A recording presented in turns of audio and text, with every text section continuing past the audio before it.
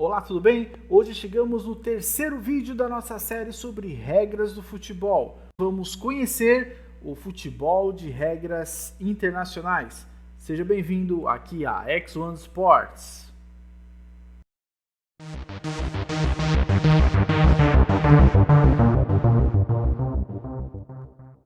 Olá, tudo bem? Seja bem-vindo aqui a X1 Sports. Meu nome é Tomás Oliveira e vamos dar sequência à nossa série sobre regras do futebol.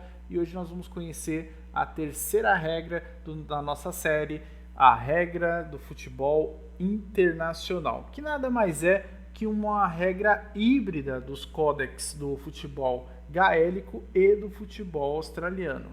Mas antes de você ver esse vídeo aqui, seria interessante você dar uma olhada em mais outros dois vídeos que eu já fiz que estão aqui no canal.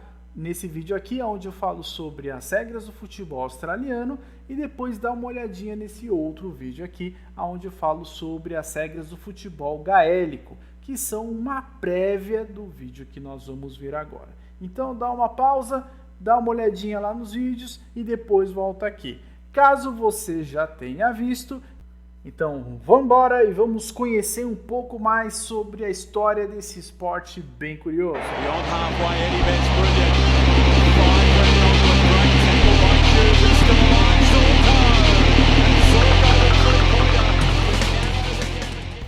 A história do futebol australiano meio que se mistura com a história do futebol gaélico. Se formos ver na prática, o futebol australiano nada mais é que uma espécie de uma variação do futebol gaélico com elementos do rugby. Porém, o seu fundador nunca admitiu isso publicamente, mas assim é visível e perceptível que ele também bebeu um pouco da fonte aí do futebol gaélico para fazer o futebol australiano.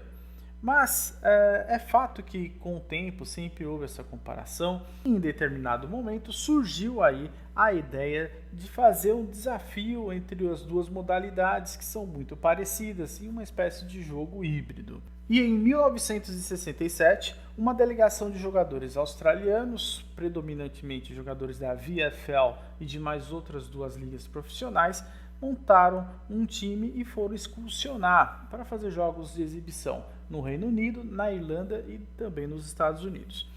E na Irlanda, o combinado australiano enfrentou o time que até então era o campeão da All Senior Ireland Championship, o time de Meath, que é o principal campeonato ali do futebol gaélico da Irlanda. Esse jogo foi em pleno Croke Park, né, que é considerado o templo do futebol gaélico, e esse jogo foi feito sobre as Compromise Rules, que depois foi se tornar aí a International Rules, hoje conhecida aí como futebol de regras internacionais. Ou seja, as regras de compromisso para aquele jogo era nada mais nada menos do que algumas pequenas modificações na regra do futebol gaélico, e os australianos venceram a partida por 25-13. Só uma observação aqui, lembrando que nessa época os jogadores australianos já eram profissionais, tá? Eles eram profissionais aí desde o final do século XIX, enquanto os jogadores irlandeses são jogadores amadores. Até hoje a GAA não permite a profissionalização de seus jogadores. A experiência deu tão certo que no ano seguinte os australianos chamaram a equipe de Meath para fazer uma turnê pela Austrália, uma turnê que passou pelas cidades de Melbourne, Sydney e Adelaide.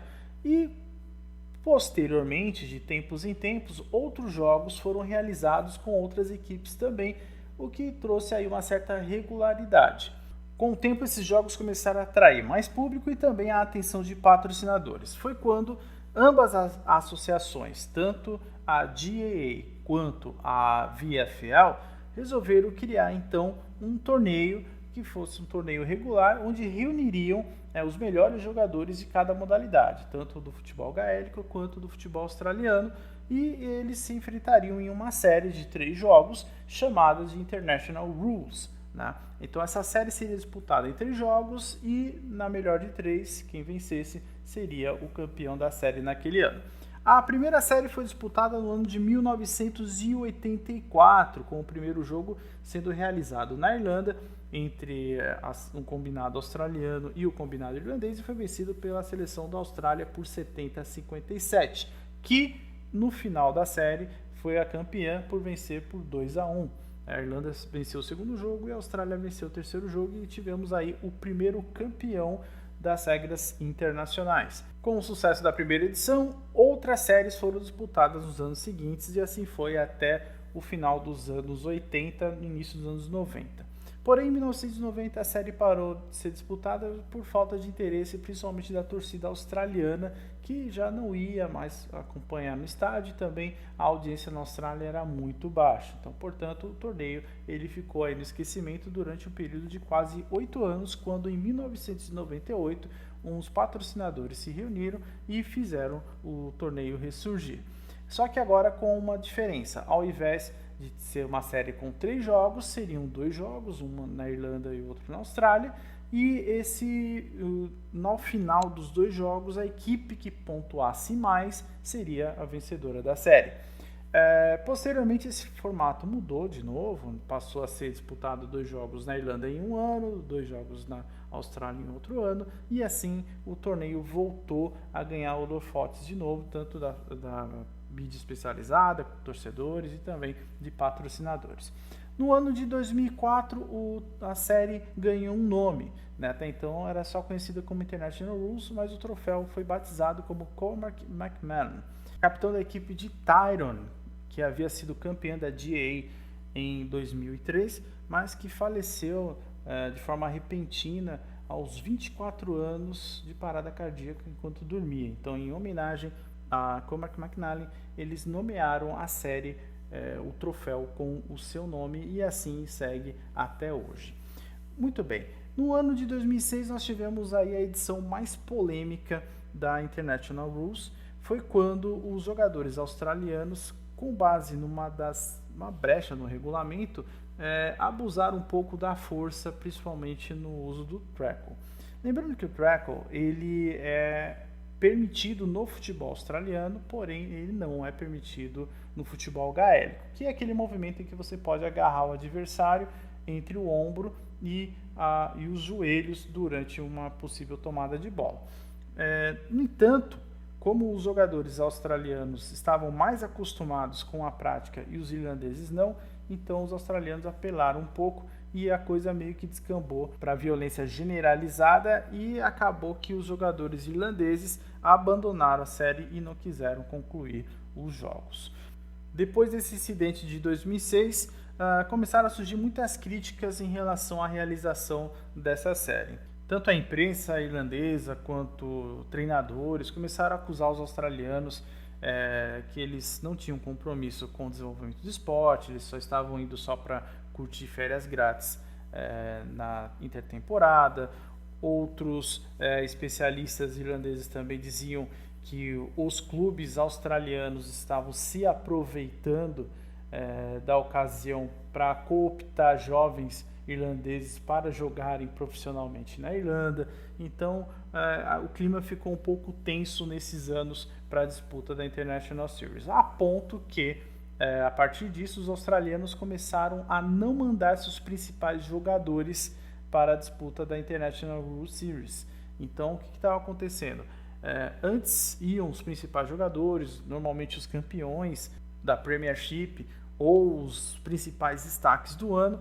Começaram a ir apenas jogadores assim que eles escolhiam aleatoriamente, que às vezes não tinham tido destaque nenhum na temporada. E isso começou a enfurecer não só os irlandeses, mas também os patrocinadores do evento. Ao ponto que em 2013 a Austrália teve a cara de pau de mandar um time formado apenas por jogadores indígenas, que era um time que saiu de um combinado chamado Indigenous All Stars.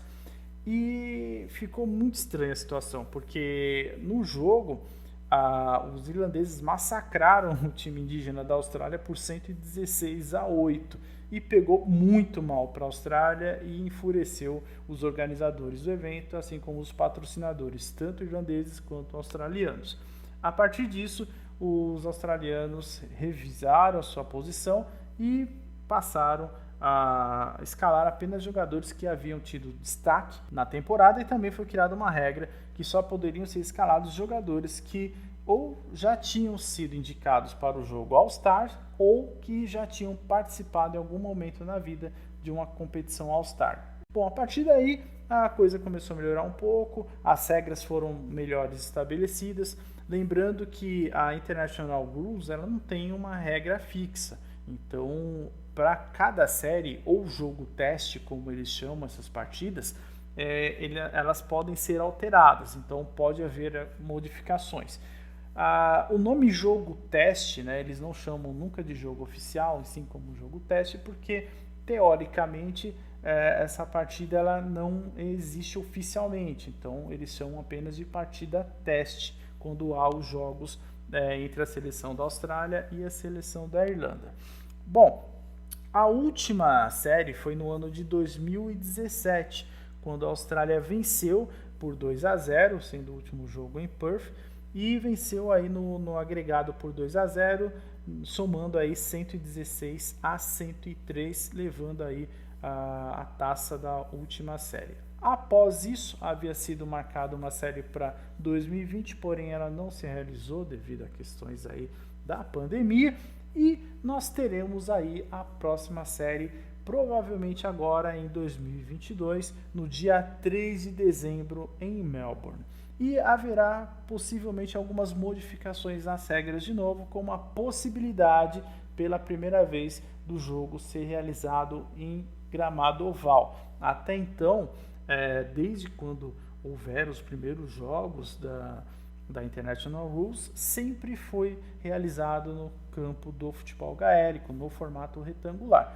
Porém, abriu-se essa possibilidade, mas ainda não foi confirmado, de esse ano o jogo ser realizado em gramado oval.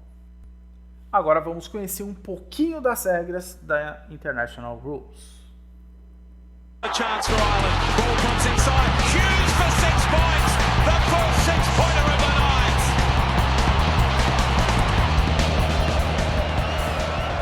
Well, what a 6-point.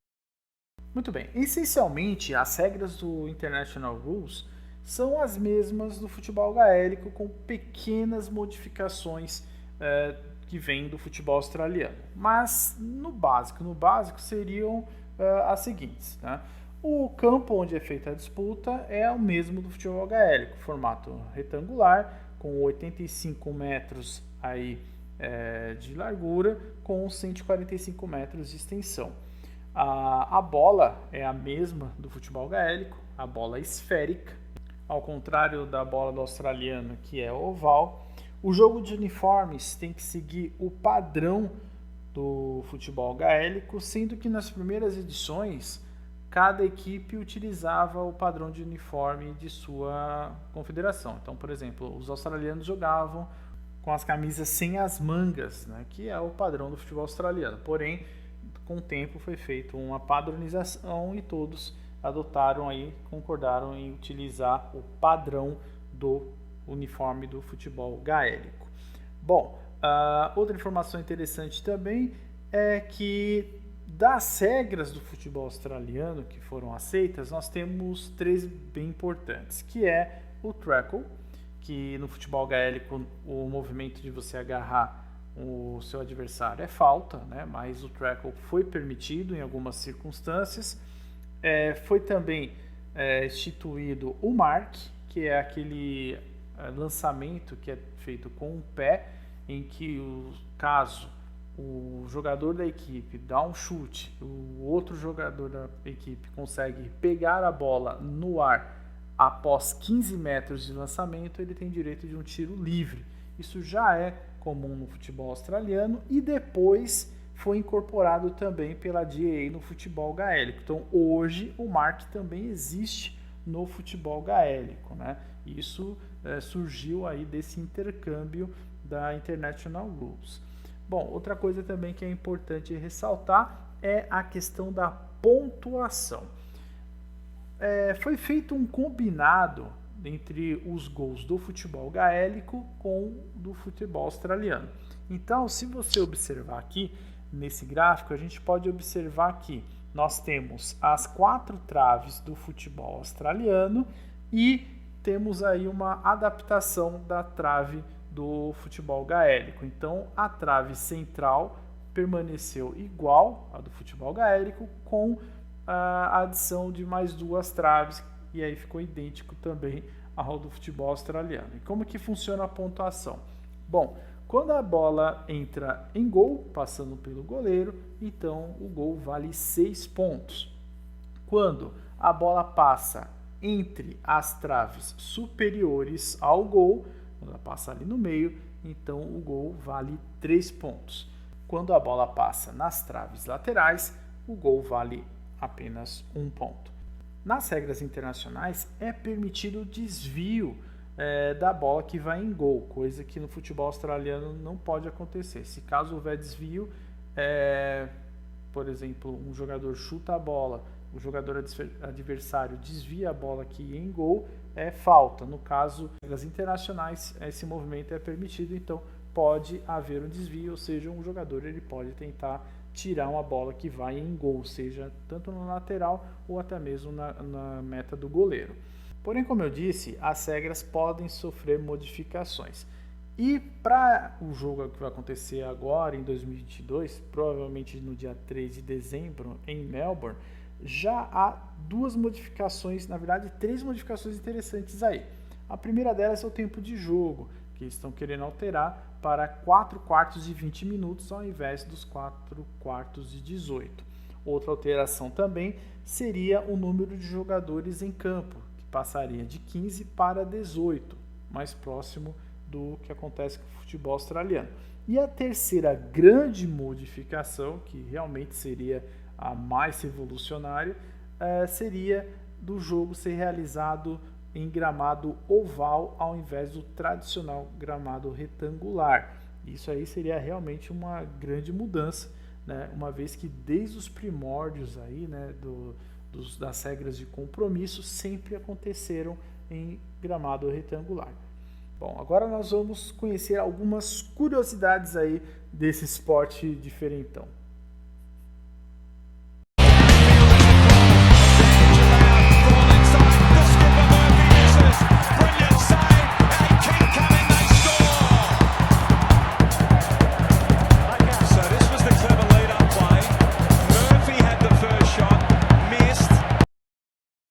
Vamos lá para as nossas curiosidades da International Rules. A primeira delas é o seguinte: já houveram 20 edições da International Rules Series e, curiosamente, cada seleção venceu 10. Então temos aí o placar atual de 10 títulos para a Austrália e 10 títulos para a Irlanda. Ou seja, agora em 2022 a gente vai ter o tiratema e vamos ver quem vai passar à frente aí desse placar.